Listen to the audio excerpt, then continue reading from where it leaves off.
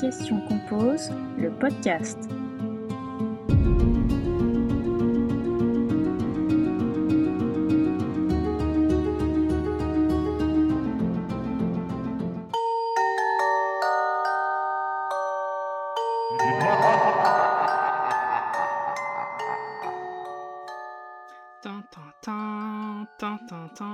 C'est Halloween bientôt et on va parler des dangers de la méditation, une revue extrêmement détaillée.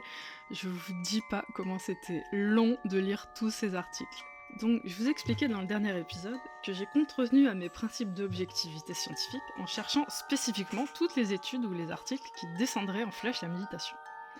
Parce que, encore une fois, je voulais comprendre. Et après tout, c'est vrai que même si je trouvais beaucoup de choses en cherchant mindfulness dans PubMed, il n'était presque jamais question d'effets indésirables ou de risques. Il semble que ce soit un sujet peu étudié, et après tout, est-ce qu'on devrait promouvoir une pratique sans se renseigner sur ces risques éventuels ? Malheureusement ou heureusement, je n'ai pas trouvé de preuves scientifiques à la hauteur de ce qu'on peut trouver dans le sens de l'efficacité de la méditation pour réduire la dépression ou l'anxiété. Pas de méta-analyse, pas d'essais randomisés. Bon. Vous allez constater une chose intéressante. Vous allez constater, si vous regardez ma bibliographie et celle de MetaChoc, de l'épisode de MetaChoc sur les dangers de la méditation, eh bien c'est la même. Je tiens donc à me défendre ici. Non, je ne me suis pas contentée de pomper la bibliographie de MetaChoc sans faire mes propres recherches. Non. Je vais vous expliquer comment ça s'est passé. J'ai cherché absolument tout ce que je pouvais trouver sur les dangers et les risques de la méditation. J'ai passé énormément de temps à chercher parce qu'il n'y a pas énormément de littérature scientifique sur le sujet. Et une fois que j'avais tout réuni et que j'avais tout lu, je ne comprenais pas du tout les conclusions de MetaChoc selon qui la méditation était une pratique dangereuse. Donc j'ai pensé que quelque chose m'avait peut-être échappé. Donc je suis allée voir la bibliographie de l'épisode de MetaChoc. Je tiens à remercier encore une fois Elisabeth Fetty de partager ses sources. Et j'ai constaté que tout ce que j'avais trouvé, elle l'avait trouvé aussi, mais qu'il y avait en plus des articles que je n'avais pas réussi à trouver. Donc j'ai tout récupéré et j'ai tout lu, parce que oui, c'est bien de réunir des articles, mais encore faut-il les lire et les comprendre. Et je les ai lus et vous allez les comprendre, c'est le but de cet épisode et ça va être génial. Je dois dire qu'à mon sens, ces articles ne constituent pas vraiment une bibliographie cohérente. Parce que réunir tout ce qu'on trouve sur les dangers et les risques de la méditation, ça ne suffit pas à prouver que la méditation soit risquée ou dangereuse. En fait, ce sont des études qui ont des objectifs très variés. Aucune n'est anti-méditation. Ces publications essaient de répondre à différentes questions avec différentes méthodes, et donc ce que je vous propose dans cet épisode, c'est tout simplement de décrypter chacune de ces études pour comprendre exactement ce que les chercheurs cherchaient, ce que les chercheurs ont trouvé, parce que des fois les chercheurs trouvent des choses, c'est peu connu mais ça existe, et à quelles conclusions ils parviennent, et vous allez voir que c'est plutôt intéressant. Donc allez vous chercher un petit café ou ce que vous voulez parce que ça va être long. Et avant toute chose, sachez qu'on va parler de toutes sortes de méditations. J'aurais dû en parler d'ailleurs à l'épisode précédent, mais bon, j'avais déjà beaucoup à dire. Donc on distinguera deux choses, tant que faire se peut.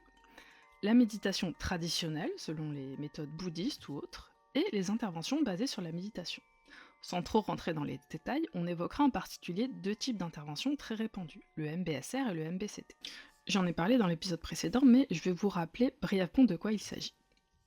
MBSR signifie Meditation Based Stress Relief, soulagement du stress basé sur la méditation. C'est un programme en 8 semaines mis au point par Jon Kabat-Zinn qui comprend des exercices de méditation variés afin de donner des outils aux participants pour soulager leur stress et leur anxiété. Il vise le grand public. MBCT signifie Meditation Based Cognitive Therapy.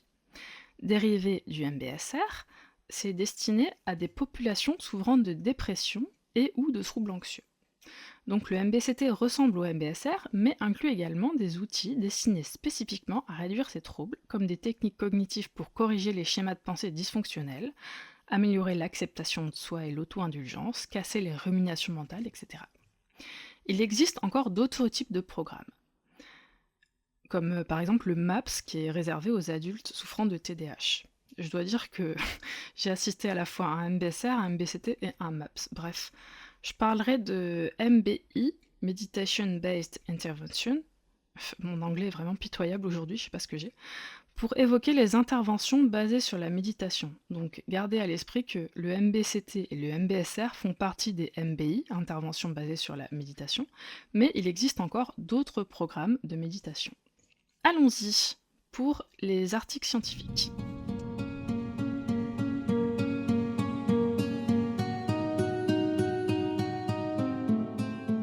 les donner dans le désordre parce que je les ai lus dans le désordre, je suis désolée, mais bon, de toute façon, ce sont des articles, comme je l'ai dit, ils ne constituent pas une bibliographie cohérente, on va juste essayer de les comprendre et de les décrypter.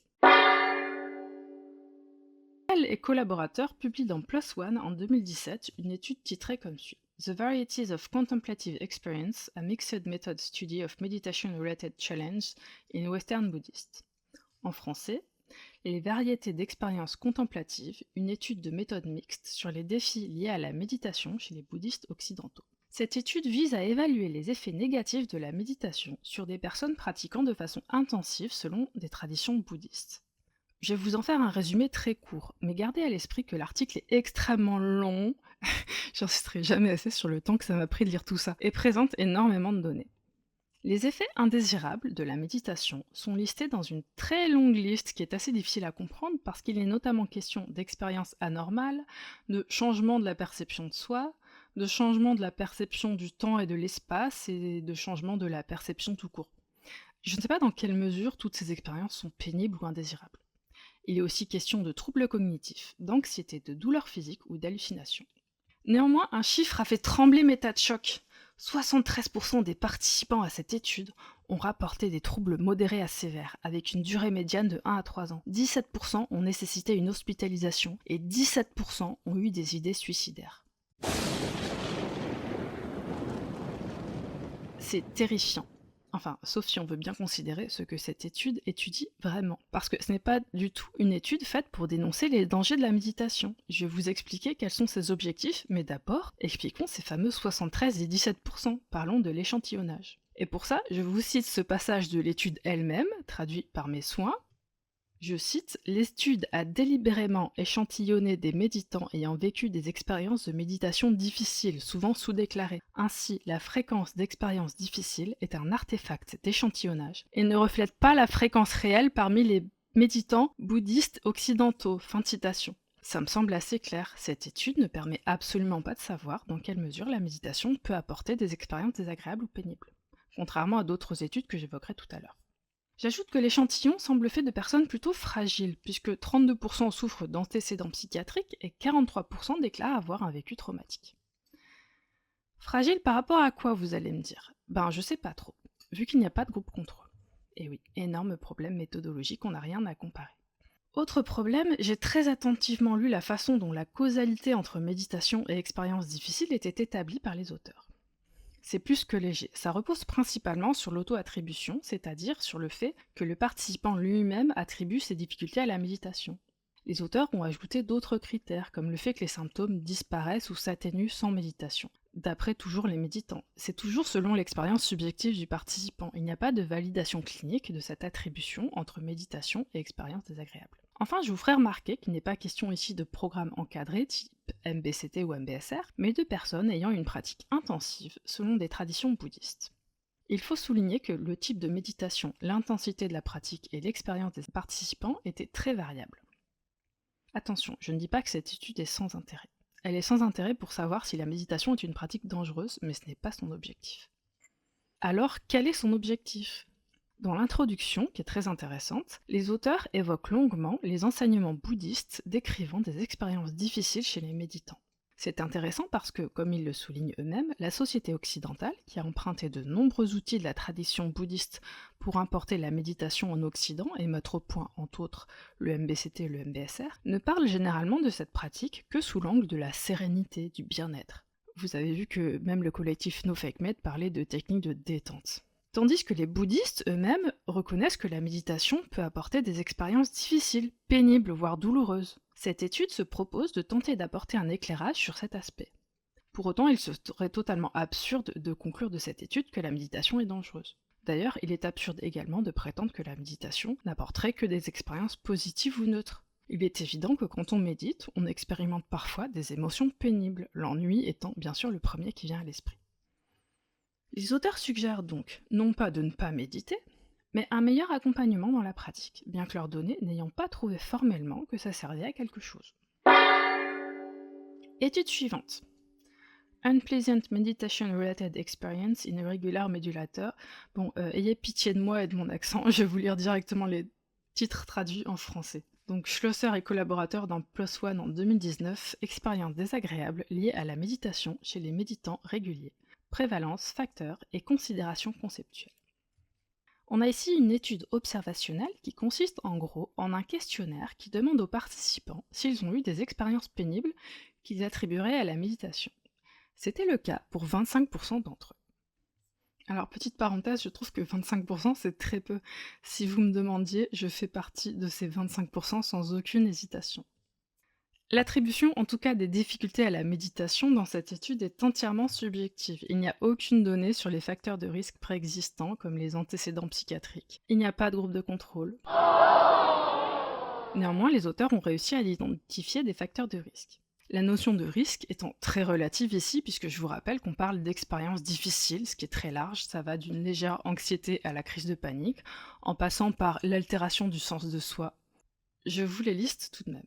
Ces facteurs de risque sont être un homme, pratiquer la méditation de type Vipassana ou Insight plutôt que les méditations basées sur la respiration ou le corps, pratiquer de façon laïque, pratiquer des retraites de méditation intensive ou encore ruminer. Je parle évidemment pas de manger de l'herbe, mais de rumination mentale, et évidemment on se doute que méditer quand on a des ruminations mentales, ça ne doit pas être très agréable. De façon intéressante, les auteurs reconnaissent qu'il est difficile de distinguer les expériences négatives mais essentielles. C'est-à-dire que oui, parfois méditer c'est chiant, mais est-ce que ça vaut le coup ou pas ? Ils se gardent bien de se prononcer là-dessus, et ils suggèrent de faire davantage de recherches sur les effets indésirables de la méditation. Psychose induite par la méditation, une revue narrative et une analyse de données individuelles de patients, étude parue par Sharma, Gupta et Mahapatra dans Irish Journal of Psychological Medicine en 2019. Alors là, le titre fait trembler. Psychose induite par la méditation. Et en plus, c'est une revue systématique. Je vous ai expliqué que c'était des niveaux de preuve très élevés. Oui, sauf que c'est une revue de rapports de cas. Donc c'est un gros tas de rapports de cas. Je vous renvoie à l'épisode précédent sur les niveaux de preuve, c'est très important. Mais si vous additionnez plein de fois 1, ça fait beaucoup. Mais si vous additionnez plein de fois 0, ça fait toujours 0. L'étude porte sur 28 participants, tous méditant selon les techniques traditionnelles. Pas question de MBCT ou MBSR ici. Les méditants avaient des pratiques très hétérogènes, et ils avaient tous vécu des expériences difficiles, tout aussi hétérogènes, comme des psychoses, des épisodes de schizophrénie, des insomnies, de l'anorexie, du stress, des maladies mentales ou l'usage de stupéfiants. Encore une fois, il s'agit de rapports de cas, c'est-à-dire qu'on est allé chercher spécifiquement tous les gens qui méditaient et qui avaient eu des problèmes de santé mentale. Il n'est pas question ici de groupe de contrôle, d'échantillons représentatifs ou de quoi que ce soit. Au contraire, on va chercher tous les cas dans la littérature où quelqu'un a vécu quelque chose de difficile et que ce quelqu'un pratiquait la méditation. Lire le titre d'une étude n'étant pas suffisant, vous devriez au moins lire son résumé. Et voilà comment les auteurs concluent le résumé de l'étude. Il existe des rapports de cas de troubles psychiatriques associés à la pratique méditative, cependant, il est difficile d'attribuer une relation causale entre les deux. Parallèlement, de nombreuses recherches, je cite toujours l'étude, décrivent l'effet bénéfique de la pratique méditative en milieu clinique chez les patients atteints de troubles psychotiques. Fin de citation. Bref, tout en reconnaissant les effets bénéfiques de la méditation, les auteurs indiquent qu'il est nécessaire d'investiguer sur le sujet des effets indésirables potentiels. Les cas rapportés, disent-ils encore, peuvent simplement refléter l'émergence naturelle de troubles psychiatriques chez des individus vulnérables indépendamment de leur pratique méditative. Que conclure de cette étude ? Pas grand-chose. Peut-être qu'il y a du pain sur la planche. Et alors on va se marrer un peu avec l'étude suivante, pardon, mais... Orientation future de la recherche sur la méditation. Recommandations pour élargir le champ de la science contemplative de Vieten et collaborateurs paru dans PLOS ONE en 2018. Alors celle-là, elle est extraordinaire. Cette enquête transversale portant sur 1120 méditants se propose d'étudier non pas seulement les effets indésirables de la méditation, mais aussi, je cite, les anomalous or extraordinary phenomena, les phénomènes anormaux ou extraordinaires. Respiration altérée, sensations corporelles inexpliquées, conscience altérée, révélation, énergie collective en groupe, quoi que ça veuille dire, clairvoyance ou télépathie, mais aussi des expériences difficiles comme la peur ou l'angoisse. Notons que cette dernière émotion, la peur ou l'angoisse, est déclarée par 32% des participants. Ce qui est beaucoup, je crois, encore une fois, il n'y a pas de groupe de contrôle, mais pour ce qui est des révélations, ils sont 89% à en rapporter, et ils étaient également 56% à déclarer avoir vécu des phénomènes de clairvoyance ou de télépathie. Que peut-on en conclure? Rien, même pas que la moitié des méditants croient à la télépathie puisque de toute façon l'échantillon est biaisé. Il s'agit ni plus ni moins que d'un questionnaire diffusé sur internet proposant à des méditants de venir raconter leurs expériences extraordinaires sous méditation, et je ne comprends même pas comment un tel papier a pu se retrouver dans PLOS ONE. D'abord ne pas nuire, une étude intensive d'échantillonnage d'expériences sur les effets indésirables de l'entraînement à la pleine conscience, de Anna Isaac Cribbs et collaborateurs 2021, publié dans Behavioral Research and Therapy. On est sur du plus sérieux ici. Cette étude se propose de s'intéresser à la sécurité et les effets indésirables des interventions basées sur la pleine conscience, les MBI dont je vous parlais tout à l'heure. Alors cette fois-ci, l'étude complète n'est pas en open access, je n'ai pu lire que le résumé. Mais en tout cas, en l'absence de groupe contrôle encore une fois, c'est difficile d'en conclure quoi que ce soit quant au risque de la méditation. De ce que j'en comprends, le but de l'étude n'est pas d'évaluer l'utilité des MBI, ni d'alerter sur un potentiel danger de la méditation, mais de se pencher sur les expériences désagréables que les patients vivent lors de ces interventions. Et c'est logique de le faire puisque, pour avoir participé à plusieurs de ces programmes, il est très fréquent que les participants se plaignent, rapportent des expériences désagréables. C'est le cas de 87% des participants de cette étude, et je ne trouve pas ça déconnant. Donc 87% des participants vivent au moins une expérience pénible lors d'un MBI de 8 semaines, et 25% déclarent avoir ressenti des expériences difficiles après l'intervention, mais les auteurs indiquent qu'il n'y a pas de lien entre les deux, c'est-à-dire entre le fait d'avoir vécu quelque chose de difficile pendant et après l'intervention. Ces deux faits ne sont pas reliés statistiquement. Et que, je cite les auteurs, cette détérioration observée de la vie quotidienne après l'intervention pourrait ainsi s'expliquer par une meilleure prise de conscience des états internes suite à l'entraînement à la pleine conscience. Bah oui, ma bonne dame, vous voulez être pleinement conscient et vous voudriez aussi que tout ne soit que fleurs et paillettes, joie et félicité. Et bien parfois, la pleine conscience, ça pique. Cette étude s'inscrit dans une démarche importante visant à équilibrer les bénéfices bien documentés de la pleine conscience avec une évaluation rigoureuse de ses risques potentiels. Les auteurs de cette étude reconnaissent parfaitement les bénéfices de la méditation de pleine conscience. Il est naturel de s'intéresser aux aspects négatifs, comme on devrait le faire avec n'importe quel outil thérapeutique ou traitement. Il s'agit d'affiner les connaissances sur ces pratiques. Il y a encore beaucoup de recherches à faire sur le sujet. À toute fin utile, je vous rappelle que les antidépresseurs ne sont pas des bonbons. Ils peuvent, dans certains cas, encourager un passage à l'acte comme un suicide. Les anxiolytiques ne sont pas non plus des tic-tac, ils ont leur utilité, mais ils peuvent aussi provoquer des phénomènes de dépendance, d'accoutumance et peuvent carrément être dangereux. Toute étude qui se pencherait sur les effets indésirables et les risques de ces médicaments serait-elle anti-traitement pharmaceutique? Bien sûr que non, il s'agit au contraire de mieux utiliser ces outils thérapeutiques. Dans le cadre de cette étude en particulier, et de quelques autres que je vais vous rapporter aussi, c'est exactement la même chose pour la méditation. Il s'agit d'affiner les connaissances scientifiques sur les interventions basées sur la pleine conscience, afin de proposer de meilleures prises en charge aux patients. Effet indésirable. La méditation a-t-elle des aspects négatifs? Une enquête multicentrique de Cebola et collaborateurs dans PLOS ONE en 2017. Cette étude se veut la première enquête à grande échelle sur les effets indésirables de la méditation. C'est une enquête observationnelle menée en ligne auprès de 342 participants de la méditation depuis 2 mois ou plus, originaires de différents pays, principalement d'Espagne et d'Amérique du Sud, pour évaluer la fréquence et la nature des effets indésirables de la méditation. 25% des participants ont rapporté avoir vécu des effets indésirables généralement transitoires. 5,7% ont eu besoin d'une assistance médicale. Les participants ont rapporté les expériences suivantes. Anxiété ou panique pour 13,8% d'entre eux, dépersonnalisation et déréalisation pour 9,2%, ou encore douleur physique, perte de conscience ou vertige. Encore une fois, la causalité entre les symptômes et la méditation est subjective. Ce sont les participants eux-mêmes qui l'attribuent. En l'absence de groupe de contrôle, il est impossible de savoir si ces personnes auraient vécu les mêmes expériences, ou même peut-être davantage d'expériences négatives sans méditation. Les limites méthodologiques de cette étude sont nombreuses. Pas de groupe de contrôle, biais de sélection, attribution causale impossible des symptômes, l'étude est transversale, c'est-à-dire qu'il n'y a pas de suivi, pas de validation clinique des troubles rapportés, et enfin, la moitié des participants, 50%, ont abandonné en cours de questionnaire. Mais elle a le mérite d'identifier quelques facteurs de risque et de tenter de mettre en lumière les effets indésirables de la méditation qui sont un peu étudiés.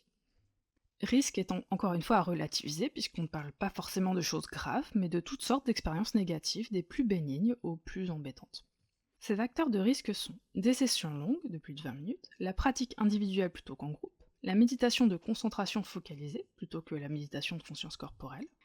Les auteurs conclut que les effets indésirables de la méditation sont relativement fréquents, mais généralement bénins et transitoires. Il recommande d'inclure systématiquement l'évaluation de ces effets indésirables dans les études sur les interventions basées sur la pleine conscience, comme on le fait déjà d'ailleurs pour les médicaments. Événements indésirables dans les pratiques de méditation et les thérapies basées sur la méditation, une revue systématique, parue en 2020 dans Acta Psychiatrica Scandinavia par Farias et collaborateurs. Cette fois, il s'agit bien d'une revue systématique, et non pas d'une revue de rapports de cas, bien qu'elle ait le défaut de justement mélanger des rapports de cas et des essais cliniques, et d'amalgamer des pratiques méditatives très diverses, sans doute à cause du manque de données sur les effets indésirables de la méditation. Mais je chipote, parce que c'est une étude plutôt intéressante. Les auteurs ont cherché dans plusieurs bases de données, dont PubMed, des études rapportant des effets indésirables de la méditation. Ils ont fait avec ce qu'ils savaient, parce que ce domaine n'a pas encore été beaucoup étudié. En tout cas, d'après eux, la prévalence globale des événements indésirables de la méditation est similaire à celle rapportée pour la pratique de la psychothérapie en général. Cette étude rapporte que l'occurrence d'événements indésirables pendant ou après les pratiques de méditation n'est pas rare et peut survenir chez des individus sans antécédents de problèmes de santé mentale. Les effets indésirables de la méditation les plus fréquents sont l'anxiété, la dépression et les anomalies cognitives. Les moins fréquents sont les problèmes gastro-intestinaux et les comportements suicidaires. Cette étude n'est absolument pas anti-méditation, encore une fois. Les auteurs reconnaissent explicitement les preuves scientifiques des bienfaits de la méditation et ne les remettent pas du tout en question. Ils soulignent l'importance d'avoir une perspective équilibrée sur la méditation comme pratique thérapeutique, en reconnaissant à la fois ses bénéfices documentés et ses risques potentiels.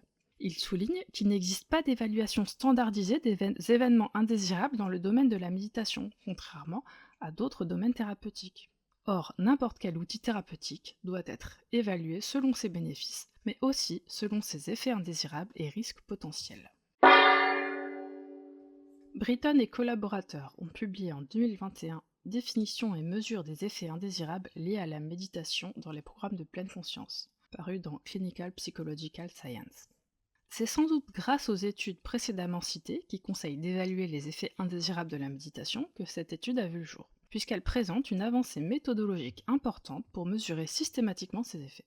Cette fois, les participants sont 96 personnes à avoir participé à un MBCT.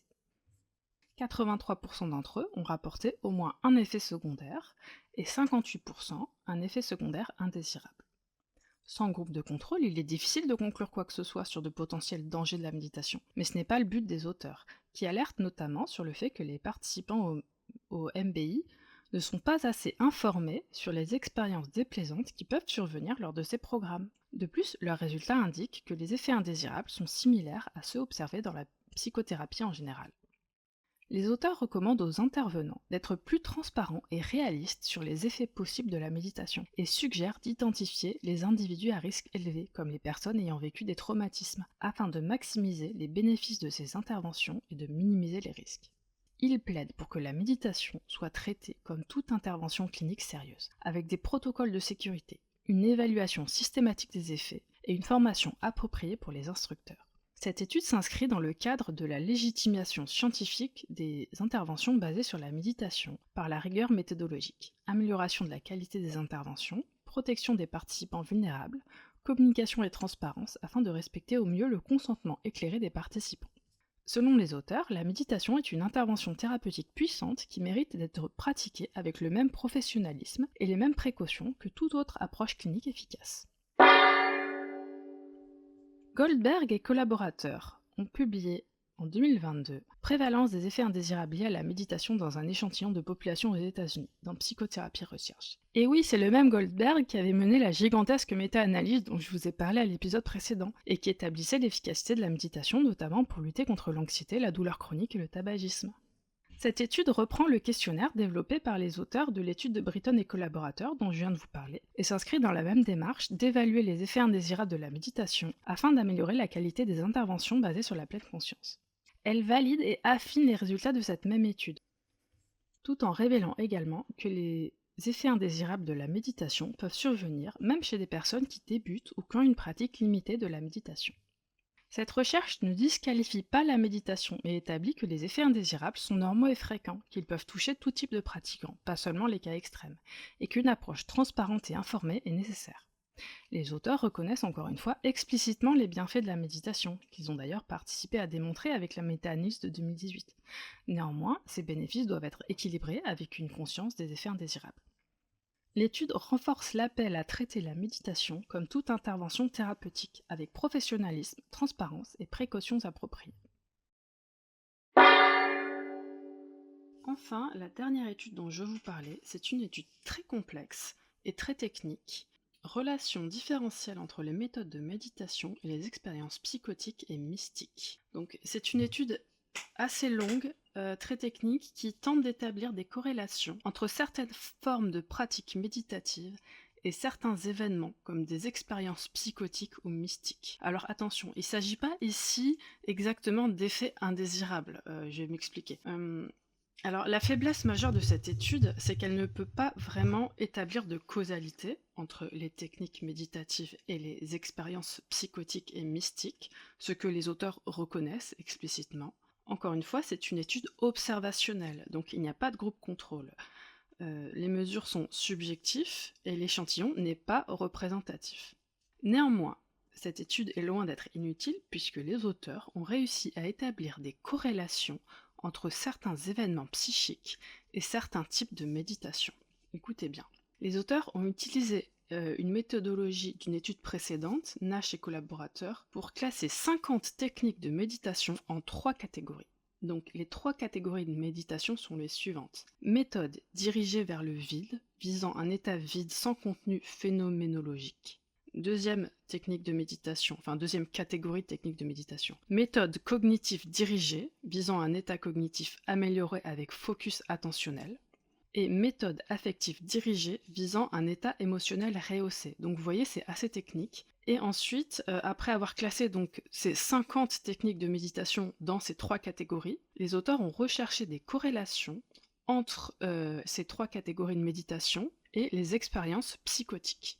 Alors, pour ce qui est de ces expériences psychotiques, qu'est-ce que c'est? Alors, ça va être assez large.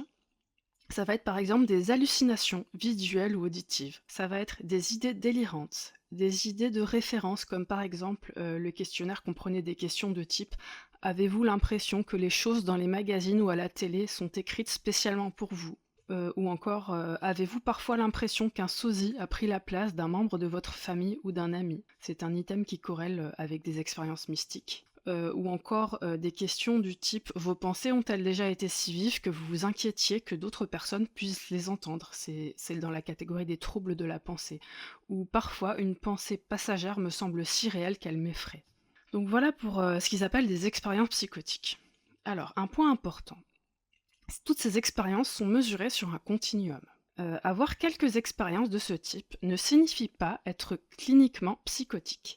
L'étude montre que la moyenne des participants est bien en dessous du seuil clinique de la psychose, et que seulement 16 participants sur 613 dépassaient ce seuil. Donc on avait quand même 16 psychotiques sur 613 personnes.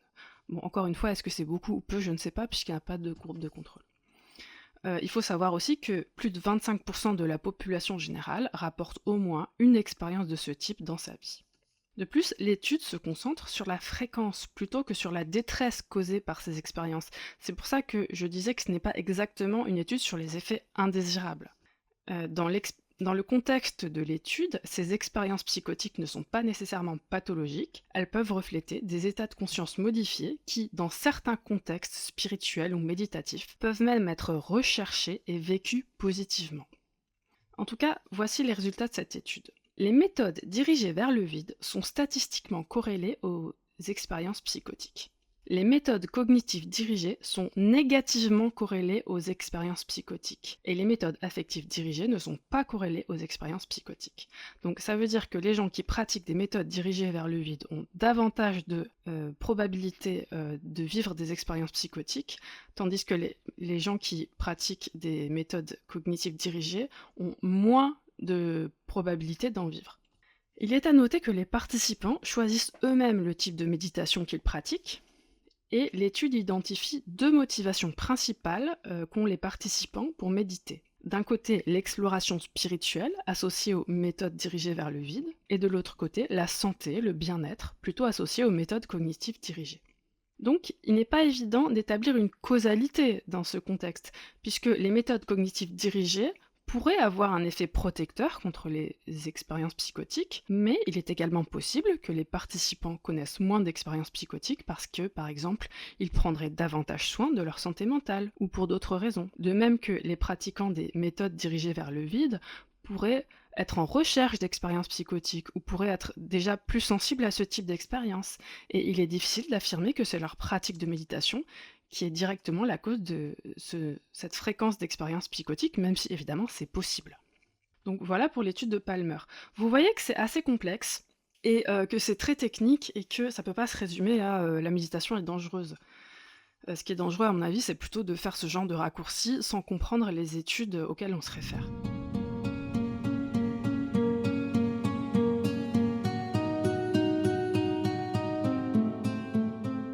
Donc voilà, on a fait le tour de la bibliographie. Et comme vous le voyez, c'était en fait très instructif, on a appris beaucoup de choses. Et ce que je retiens en fait finalement de toutes ces études, c'est que finalement méditer n'est pas nécessairement agréable ou plaisant. Ça je le savais déjà par expérience évidemment.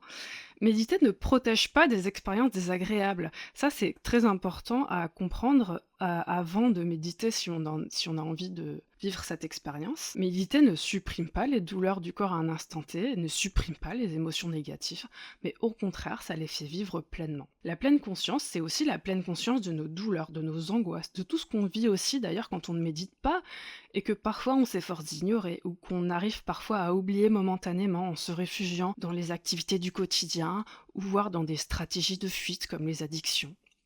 Il est très juste que des études se penchent sur ce côté désagréable de la méditation. Ces expériences font entièrement partie de l'expérience, tout comme le fait de ne pas réussir entre guillemets à se concentrer fait entièrement partie de l'expérience méditative.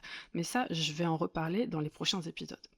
Toutefois, je voudrais me pencher sur une critique de la méditation que j'ai trouvée notamment dans une revue de sciences humaines qui me paraît vraiment très intéressante. Voilà sur quel genre d'études je m'appuierais plutôt que sur toutes les études que je viens de vous citer si je voulais critiquer la méditation et faire, disons, une critique de comment la méditation peut avoir des effets néfastes. Alors, donc c'est une revue de sciences humaines, c'est de Ilios Kotsou et Christophe Flay, et l'article date de 2023, oui la revue c'est Hegel, ou Hegel, je ne sais pas comment ça se prononce, désolé. Donc, Pleine conscience, revue critique du concept. Je vous cite une partie d'introduction.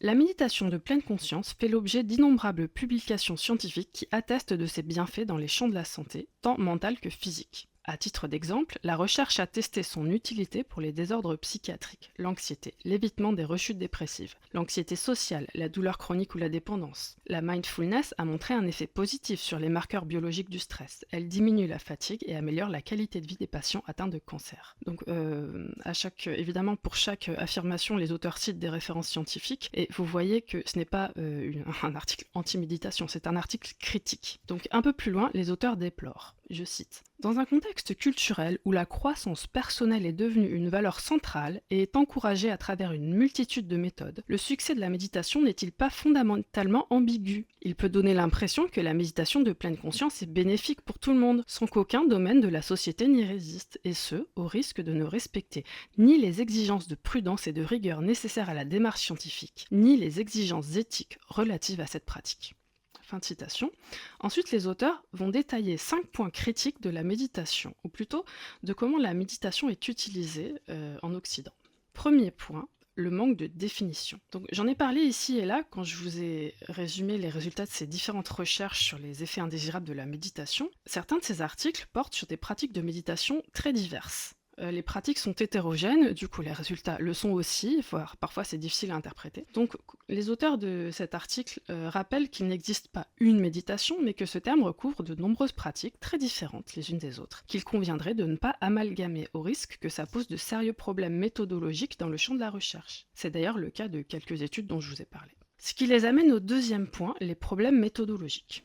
Non seulement on a pu avoir tendance dans certaines études à amalgamer ou à confondre des pratiques de méditation très différentes les unes des autres, mais aussi à mélanger des pratiques très intenses avec des exercices de quelques minutes par jour, ce qui n'est quand même pas la même chose, à ne pas tenir compte de facteurs comme la formation des instructeurs, etc. On l'a vu dans les articles que j'ai résumés, les chercheurs semblent avoir pris peu à peu conscience de ce problème, puisque notamment dans le dernier article de Palmer, dans leur étude de 2024, ils ont classé de nombreux types de méditation en 3 catégories et ils sont même parvenus à dégager différentes corrélations selon le type de méditation effectuée. Donc il y a quand même du progrès dans ce domaine. Mais quoi qu'il en soit, c'est effectivement très important que les chercheurs précisent de quelle méditation ils parlent précisément, pour qui et dans quel contexte. Le troisième point soulevé par Kotsu et Leis, c'est précisément ce dont je vous parlais à la fin de l'épisode précédent, la méditation comme panacée. Et ça, je voulais vraiment en parler dès le premier épisode sur la méditation, parce qu'effectivement, c'est très important. Je cite encore une fois les auteurs. La popularité importante de la pleine conscience a aussi pour conséquence que les résultats des recherches ne sont pas toujours rapportés de manière précise dans la presse populaire, mais souvent exagérés, que ce soit par rapport aux bénéfices potentiels ou aux dangers. Dédicace à MetaChoc pour ce dernier élément. Oui, les dangers sont très exagérés effectivement, mais les bénéfices aussi, et ça c'est très important de le dire. Un peu plus loin, les auteurs précisent également. La méditation, même lorsqu'elle a des visées psychothérapeutiques ou médicales pour des populations cliniques, a le rôle d'un traitement complémentaire de soutien de la santé mentale et de la qualité de vie. Elle n'a évidemment pas pour objet de remplacer les traitements. C'est exactement ce que je vous disais, et c'est d'ailleurs aussi ce que dit le collectif No Fake Med au sujet de la méditation. Enfin, les auteurs vont aborder le sujet de l'évitement spirituel, toujours en troisième point, qui est un phénomène assez paradoxal, mais bien documenté. Je cite, il dénonce l'utilisation excessive de la méditation pour éviter les problèmes psychologiques, émotionnels ou relationnels, ou encore la négation de la souffrance en utilisant des croyances spirituelles pour justifier ou minimiser les difficultés. Ils alertent donc sur cette dérive tout en reconnaissant que, je cite, la pleine conscience, lorsqu'elle est pratiquée de manière rigoureuse, peut être un bon antidote à l'évitement spirituel. Je le pense aussi, et c'est pour ça que je disais que c'était un peu paradoxal, mais néanmoins, ils ont raison, ça existe. En quatrième point, les auteurs évoquent les effets indésirables de la méditation. Comme j'ai longuement développé à travers les articles que je vous ai résumés, ils précisent que les effets indésirables de la méditation les plus courants sont l'anxiété et les symptômes dépressifs, qu'ils sont généralement bénins et temporaires et que leur prévalence est identique que pour la psychothérapie en général. Bien évidemment, ils appellent à poursuivre la recherche sur ce sujet. Et on l'a vu, je vous ai cité en fait l'intégralité des études que j'avais trouvées. D'ailleurs, certaines, je ne les avais pas trouvées, je les ai trouvées grâce à MetaChoc. Et donc, on voit quand même que oui, c'était intéressant, mais c'était pas encore assez investigué. Donc là, je suis bien d'accord. D'ailleurs, les auteurs des études eux-mêmes que je vous ai citées appellent bien sûr à poursuivre la recherche sur ce sujet. Et enfin, le cinquième point que Kotsu et Leis abordent n'est pas des moindres. Il s'agit d'une critique de l'instrumentalisation de la pleine conscience par l'idéologie capitaliste néolibérale. Avec la popularité croissante de la pleine conscience, on peut effectivement se demander quelles limites éthiques sont en train d'être franchies. Est-ce que la société va bientôt exiger de nous que nous gérions nos émotions de façon parfaite, tels des moines tibétains imperturbables, afin d'être de parfaits petits travailleurs ultra résistants, à être pressés comme des citrons? Est-ce qu'il va falloir méditer plus et méditer mieux pour être plus performant à l'école et au travail? Je trouve ça assez terrifiant, effectivement. Je cite encore les auteurs. La pratique méditative, si elle est instrumentalisée par une idéologie néolibérale, ne devient plus qu'une technologie de soi. C'est vrai. Et on peut penser aux dérives du développement personnel, qui méritent les mêmes critiques. D'ailleurs, tout comme on peut le reprocher au développement personnel, les auteurs craignent que la méditation soit utilisée pour faire peser toute la responsabilité du bien-être sur les individus en évacuant les oppressions systémiques, les discriminations, les injustices, les pressions sociales qui s'exercent sur des gens. Il rappelle aussi que la méditation, avec les exigences de conscience et de compassion qui sont transmises au travers de différentes pratiques méditatives, devrait au contraire pousser aux changements sociaux pour plus d'égalité et de justice dans le monde. Tout ça est très intéressant et comme on voit, il y a beaucoup à critiquer dans la méditation et surtout dans l'utilisation qui en est faite, sans pour autant être inutilement alarmiste ou tomber dans la psychose. Méditer n'est pas dangereux en soi, la méditation est un outil et comme tous les outils, il peut être utilisé à mauvais escient. J'ai envie de conclure pas seulement sur tout ce que je viens de vous dire dans cet épisode, mais aussi sur l'épisode précédent. Au final, le problème avec la méditation, c'est sa perception de la part du public, qui a tendance à en faire quelque chose de magique ou de mystique. Et assez curieusement, dans mes tas de chocs, j'ai trouvé que la méditation était encore une fois traitée comme une espèce de phénomène mystérieux, puissant, voire incontrôlable. D'un côté, la méditation va nous donner des super pouvoirs, mais pour MetaChoc ou d'autres, elle va au contraire nous griller le cerveau et nous faire perdre la raison, et ce en dépit de ce que dit vraiment la littérature scientifique. Car au fond, ce que je conclus de tout ça, c'est que la méditation n'a rien d'extraordinaire ou de surnaturel. C'est une simple technique ou un ensemble de techniques. Je peux comprendre que ça puisse paraître mystérieux quand on n'en fait pas l'expérience, mais pour autant, il faut arrêter de fantasmer sur la méditation. Elle n'a rien de magique ou de surnaturel. Et Kotsu Elais nous livre une conclusion précieuse. Depuis tout ce temps, le vrai danger, c'était le capitalisme. Avant de vous quitter, je vais vous citer un dernier article de Christophe André lui-même qui écrivait dans la revue Société en 2018, je cite. De l'avis de nombreux soignants, il est possible que la méditation joue un rôle compensatoire à des déséquilibres de nos styles de vie contemporains. Un peu comme le sport. Plus nos sociétés sont devenues sédentaires, plus il est apparu nécessaire de réintroduire une activité physique volontaire et compensatoire. Mais alors, que compense la méditation ? Sans doute est-elle une pratique qui nous permet de nous dégager des tendances modernes à l'accélération, au matérialisme, à la pléthore, qui répare les carences de lenteur, de calme, de continuité, de dépouillement. Fin de citation. Et oui, méditer, c'est peut-être juste ça, un peu parfois accepter de ne rien faire. C'est pas grand-chose et en même temps c'est beaucoup, surtout dans un monde où tout va toujours très vite, où on n'accepte pas d'être improductif, d'être imparfait, ou même de simplement être. Méditer, c'est aussi un chemin vers l'acceptation d'être sans pour autant toujours faire ou avoir. Ces 2 épisodes de podcast m'ont demandé énormément de travail. J'ai lu chaque article dans le détail, en essayant de comprendre l'objectif, les méthodes, les résultats, les conclusions. Il fallait aussi, bien sûr, écrire, enregistrer, monter. Je vais pas tout vous raconter, mais vous savez que je fais tout toute seule et que j'ai aussi énormément d'autres projets à mener à bien et beaucoup d'autres choses à gérer dans ma vie. Et pourtant, il a fallu, à travers tout ça, que chaque jour, un petit peu, je m'asseye sur un coussin et que je fixe le vide pendant 5 à 30 minutes. En essayant de me concentrer sur mon souffle, alors que un bon 95% du temps, honnêtement, je n'y arrive absolument pas. Je n'arrive pas à garder cette concentration plus de quelques secondes. Et pourtant, il fallait que tous les jours, pendant des longues minutes, j'abandonne toute idée de productivité, et même pas pour faire un truc que j'aime bien, comme jouer à Minecraft. Même pas pour me distraire, même pas pour réussir quelque chose. Non, rien. Je ne réussis rien quand je médite. Ne rien faire du tout, c'est pas facile. Comme on l'a vu dans cet épisode, méditer est loin d'être un long fleuve tranquille. C'est un chemin semé d'embûches, comme la vie. Et semé d'expériences agréables et désagréables et neutres, etc. Mais quoi qu'il en soit, je pense qu'on a fait un petit tour d'horizon des aspects scientifiques et rationnels autour de la méditation, et pour autant, comme je vous l'avais dit, il reste encore beaucoup à dire parce que la méditation n'est pas qu'un objet scientifique, ce n'est pas qu'un outil rationnel et mesurable, c'est avant tout une expérience.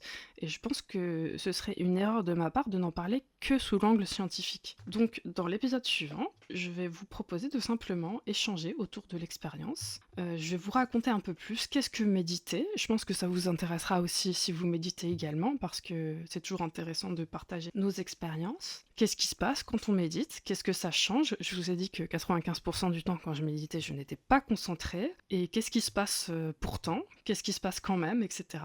Je pense que c'est très intéressant. Et surtout, une question qui nous intéresse, nous, les personnes souffrant de TDAH, comment faire face à l'ennui? Et je parlerai longuement de l'ennui, il y a beaucoup à dire là-dessus. Toutes ces questions, donc, on va les aborder, et j'espère aussi faire éventuellement intervenir des invités qui auront des expériences enrichissantes à partager avec vous. Sur ce, je vous rappelle mes sources qui seront disponibles sur mon site web podcast.laureneplume.fr et je vous dis à la prochaine. C'était Laurenne Plume pour les questions qu'on pose.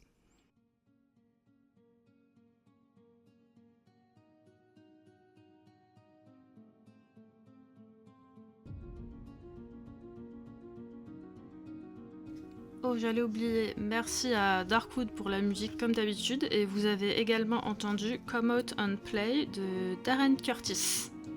Donc mes sources. D'abord les sources scientifiques. Effet indésirable, la méditation a-t-elle des aspects négatifs? Une enquête multicentrique par Cebola et collaborateurs parue dans PLOS ONE en 2017. Les revues sont en anglais et les titres sont en anglais, mais je les traduis parce que sinon vous allez vous moquer de mon accent et je n'aime pas ça.